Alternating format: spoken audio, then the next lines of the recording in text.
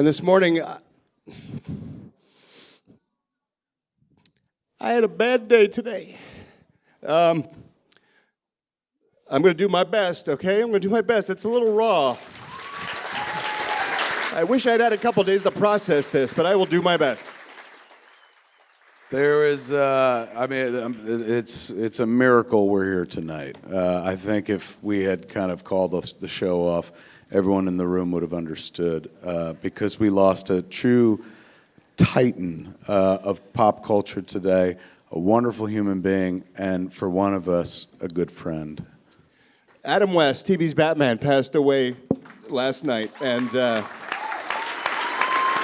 he was 88 years old. And he was my friend.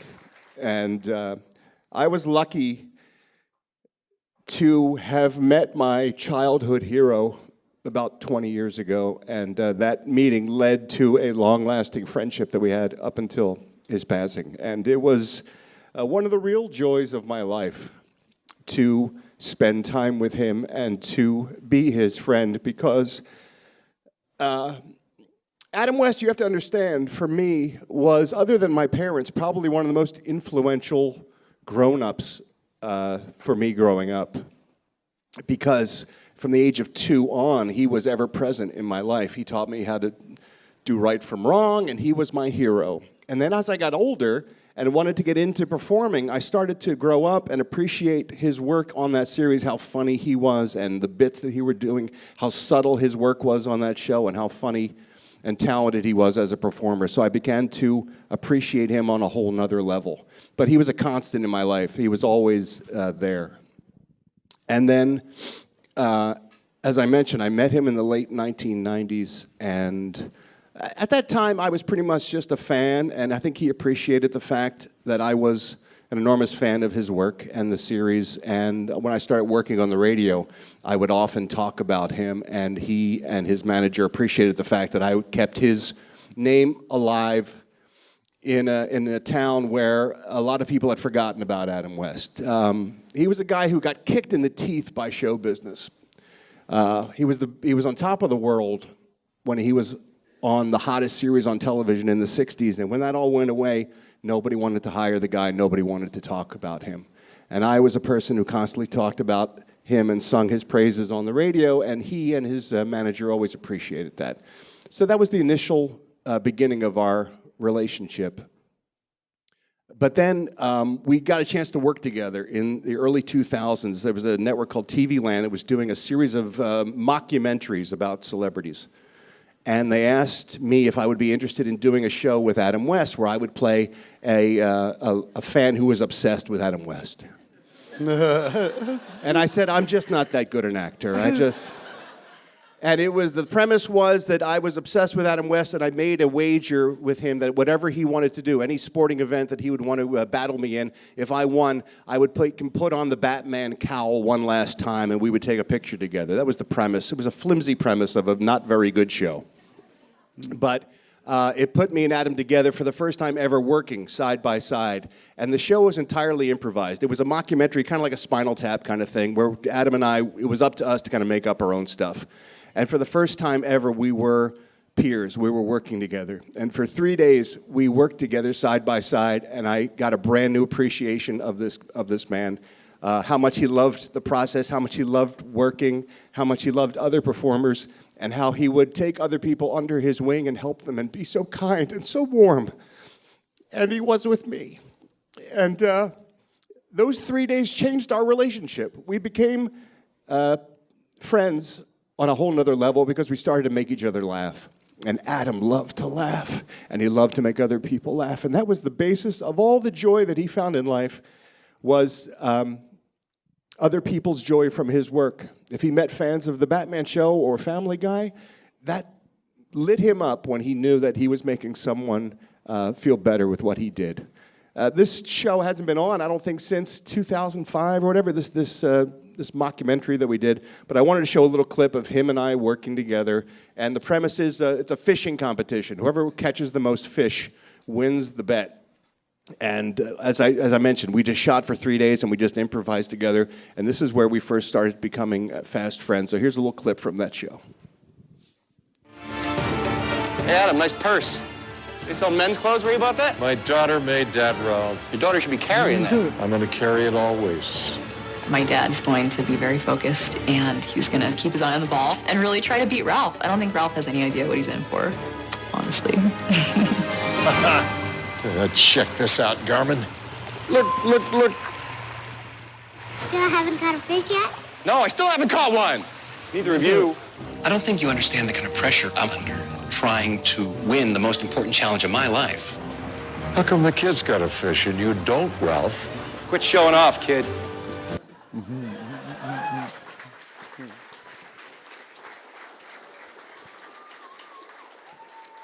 So by that point, we were both working on Family Guy, and I would see him almost on a weekly basis in the at the studios as we recorded those episodes. And our friendship grew, and I got to meet his wife, Marcel, and their kids. And Nina, his daughter, who you see in that clip, became a good friend of mine. And we started talking at one point about the fact that her father didn't have a star on the Hollywood Walk of Fame. And that was unacceptable to me. And it started me on a path that took 4 or 5 years to finally get him recognized on that walk, because I thought there's a lot of people who get those awards who either have a movie coming out that week or someone pays for it or the studio's got a publicity machine behind that. But here's a guy that people have known and appreciated for 50 years, and he deserved it. And he kept telling us he didn't really care, but I knew that he did. And I knew, more importantly, fans like me cared and would love to see him be recognized. And we finally got it. We finally made it happen with the help of his daughter and Seth MacFarlane, of course, from Family Guy. And I've got a picture of one of the happiest days of my life where I was able to share that event with him.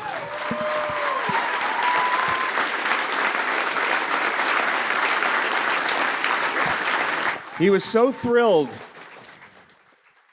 And there was a ton of people who showed up for that ceremony, and he was so thrilled to have them there. And he was thrilled that people appreciated his work on Family Guy as much as they did on Batman, because he loved being current. He didn't want to rest on his laurels of something he did in the 60s. He was always looking for whatever new work he could get. And I remember we did a documentary called Starring Adam West about the process of getting him that star. And it was debuting at the San Luis Obispo Film Festival up north. And I remember there was me and him and his son-in-law, James, who had directed the documentary. And we went up there to premiere it, and I was going to host a Q&A with Adam after the screening. So we went up there, and we had dinner before this screening. And we did the screening, did the Q&A, went back to the hotel, and he and I sat at a table, and we had a couple glasses of wine, and we just talked all night long. And Batman didn't come up once. We talked about our wives and our kids and about our friends. And he was a really amazing man. And it dawned on me at that moment that my hero of a child, who was a hero because he was a superhero, had become my hero as an adult because he was such a good man and so kind and warm and forgiving. I've never seen a guy with a better sense of humor about himself and a better sense of sharing and caring about other people. He was really an impressive guy. And I made myself a promise early on when I moved to California that if I ever had a chance, if I ever won the lottery and I was able to do a TV series, if I was going to write something or produce something or direct something, that I was going to hire Adam West, because that would have been my way of going full circle and thanking him for everything that he had done, was to put him in something current so people could see how talented he was again. And I only had that chance once with this guy, when we took Hollywood Babble-On and we tried to make a TV series out of it. And we went to AMC, and they said, make a pilot. And I said to Kevin, the only thing I really want to do for sure is I want to get Adam on our show. And we came up with an idea for a sketch called West on West, where Adam West would do dramatic readings of Kanye West rap lyrics. And it was ridiculous, and it was silly, and Adam fucking loved the idea. because it was current, it was happening. Bound 2 with the video was just happening, and Seth Rogen and James Franco had done their parody on the motorcycle, and it was very current, and he loved the idea of being in the middle of what was happening instead of being talked about as Batman from 50 years ago. So we put it together, and we made it the closing moment in our show, and Kevin and I got a chance to sit back and bring out Adam West to cheers of a studio audience and have him do West on West. And I think we may have played it on the show before, but I don't care. I thought, as a final thank you, I would like to show what I think is sort of his coolest work. Here's Adam West, West on West. Welcome back to Hollywood Babble-On. Now we have a special surprise. My good friend Adam West is releasing a new spoken word album that's all dramatic readings of Kanye West lyrics. It's called West on West. Here to perform Kanye West's Bound 2, please welcome the one true Batman, Adam West!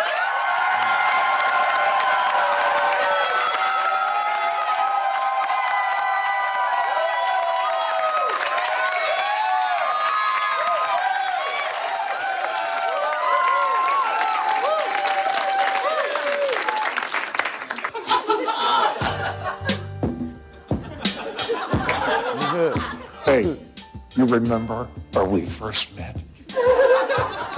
Okay, I don't remember where we first met. And I know with the hose, I got the worst rep. So, hey, maybe we can make it to Christmas. She asked me what I wish for on the wish list. Have you ever asked your bitch for other bitches?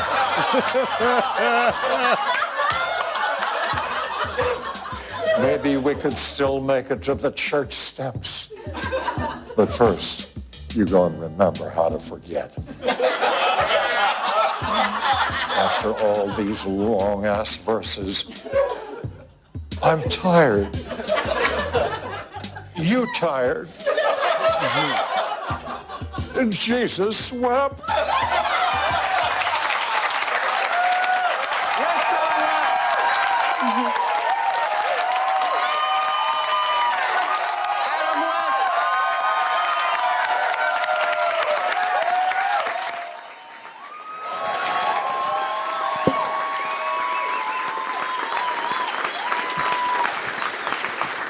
We had no money to spend on this pilot, and we couldn't pay Adam anything. And he said, I don't care. I'll come down and just do it for you guys.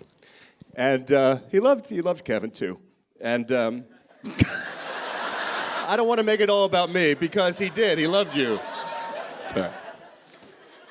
I only got to meet Adam because of Ralph. And of course, Ralph's got me by only a couple of years, but this was my Batman. This was the person that taught me right from wrong. And that says a lot, because I was a Catholic school kid. And the Bible didn't teach me to want to be a good person. Batman did. And that show was my religion. Like, you know, we didn't have cable TV. We didn't have the internet and stuff like that. You had like 3 channels and then 2 syndicated channels. And every day after school when I was a kid, I would come home from 3 o'clock to 4 o'clock. They'd run back-to-back episodes of Batman. And I didn't know it was ironic. That's just the way heroes talked to me. Like, that never occurred to me as funny when I was a kid.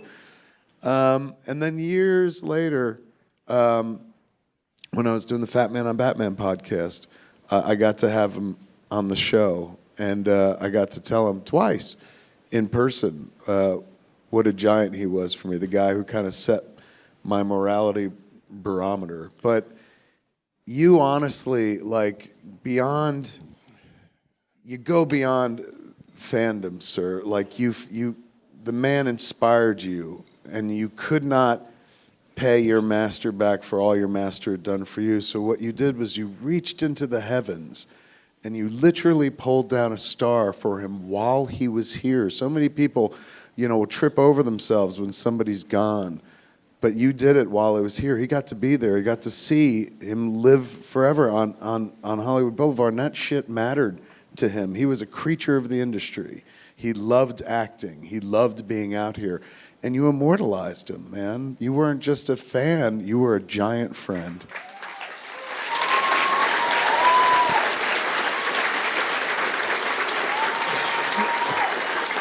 And it is not my place to bestow this, but I think you're Robin, my friend. There's a beautiful picture we saw right before we came out, where we both kind of we've been crying on and off. Ralph far more than I, because they were tight friends and stuff. He didn't just lose the guy that like, oh, that's my Batman, who I met, and he was on a podcast with me a couple times. As you heard, these guys were tight. But there's this beautiful picture somebody put up on Twitter, which is, you know, Batman climbing up the rope as he does the side of the building, but he's up in the heavens. Yeah. Going to superhero heaven with the rest of the rogues. Everybody up there gets to see everybody again. All the I people sure he hope used to so. work with. He was such a good friend to me, too, and I don't want to make it sound one-sided because here's a guy who was my hero and an icon and all that good stuff, and he was always interested in me, and whenever I saw him, he would say, Ralph, how are Carrie and Olivia? My wife and my daughter. It was always the first question out of his mouth.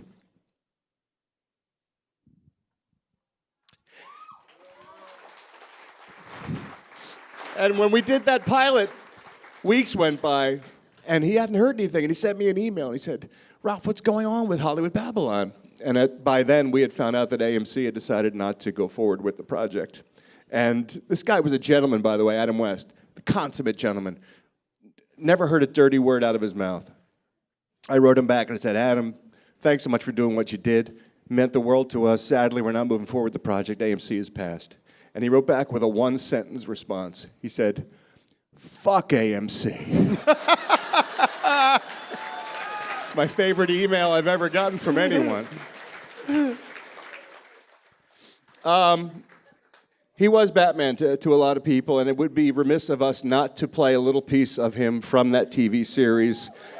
This is my own personal... Thanks for indulging me, by the way, with all this. I appreciate it. It's been a hard day.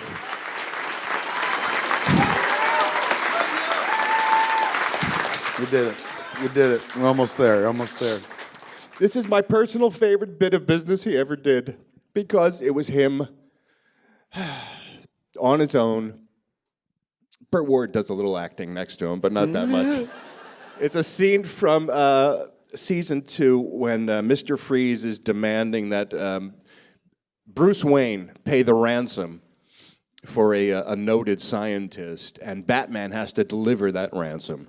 So Commissioner Gordon and Chief O'Hara call Batman and Bruce Wayne on separate phone lines to try to explain to them the plan. And Adam West, with 2 phones in each hand, switches his phone hand back and forth and makes just the slightest adjustment from Bruce Wayne's voice to Batman's voice as the two of them talk to each other. It's kind of fucking remarkable. And in 1966, I think this shit passed by a lot of people. They didn't appreciate the subtle stuff that this guy was doing on what at the time was considered a silly, campy show. But I think the fact that it's lasted for 50 years and people still give a shit proves that something else was going on. So here's a little taste of Adam West as Bruce Wayne / Batman. Commissioner Gordon is on the other phone with Batman, Mr. Wayne. Perhaps if we put the 2 phones together, you could talk to him yourself. All right, Chief. I don't have much time.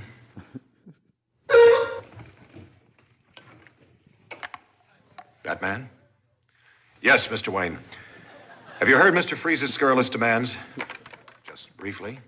If Robin and I act as go-betweens, are you prepared to make the telecast at midnight and pay the ransom, Mr. Wayne? I have no choice, Batman.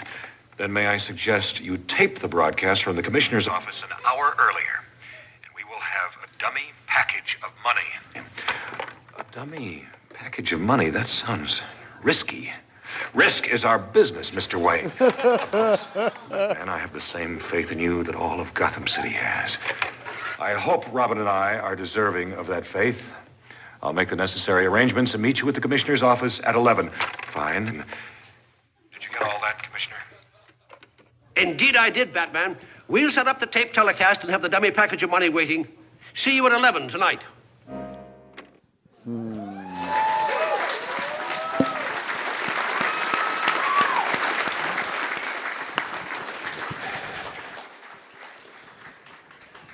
If you wouldn't mind joining me, just if you got a drink, raise it up. Rest in peace, Bright Night. Cheers, Adam. Thank you. Cheers.